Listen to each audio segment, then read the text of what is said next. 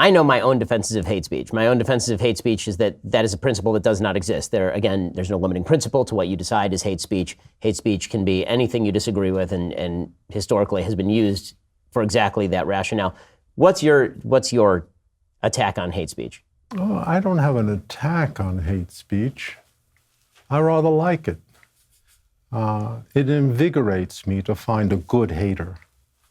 And I always have more faith in a good hater than I do in a mealy-mouthed individual. But remember the great lines from Robert Frost. Some say the world will end in fire, some say ice. From what I've tasted of desire, I hold with those who favor fire. But if it had to perish twice from what I know of hate, I think that ice is also great and would suffice. You have to make a principled argument about the emotions or the attitudes in order to justify the suppression of speech on the grounds that it expresses hate. And there is no such thing remotely as a principled argument, for example, to justify the claim that certain crimes are hate crimes. Very often, an attack will be promoted in seriousness on the grounds that the person doing the attacking was hateful. Well, obviously, he was attacking somebody. He must have disliked them. But, en revanche, on the other hand, suppose he was attacking and he was suffused with a loving sense. He just simply wanted lovingly to club someone into the urine-stained pavement. Would that be a lesser crime? Now, you need to make that argument if you believe seriously in hate speech.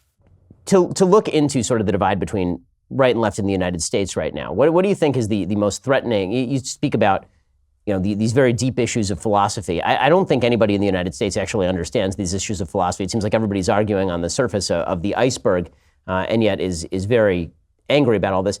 How much do you think people even understand the issues that they're arguing about?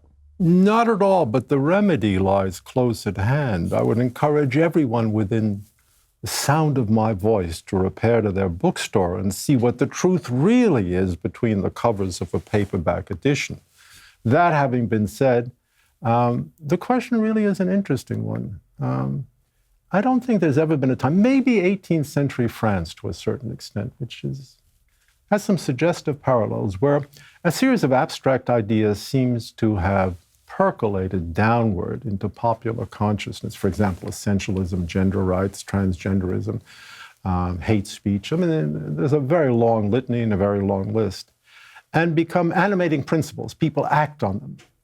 If somebody is convinced that you, for example, are an advocate of hate speech, God forbid me, I deplore hate speech, as you well know, they're apt to act on it. I dare say you've been in some way affected by that. I really don't know exactly your background, but I suppose that people try to stop you from speaking. No? Well, yes. It was something last night like at Stanford, yes. Something like that. On the grounds that you're hate-filled, or you're, to use the rhetorical phrase that's badly overused, spewing hate. I don't know why these strange physiological terms have entered politics. You cannot express hate, you have to spew hate. As if it's a rainbow arc, like projectile vomiting, which I observed when I worked in a hospital. And only something that vigorous is adequate to the degree of distemper that hate speech provokes. And of course, it has nothing to do with the content whatsoever. It's just a convenient psychological strategy. I hope you enjoyed that clip from the Ben Shapiro Show Sunday Special. If you did, go ahead and hit the subscribe button so you stay up to date on all our future content.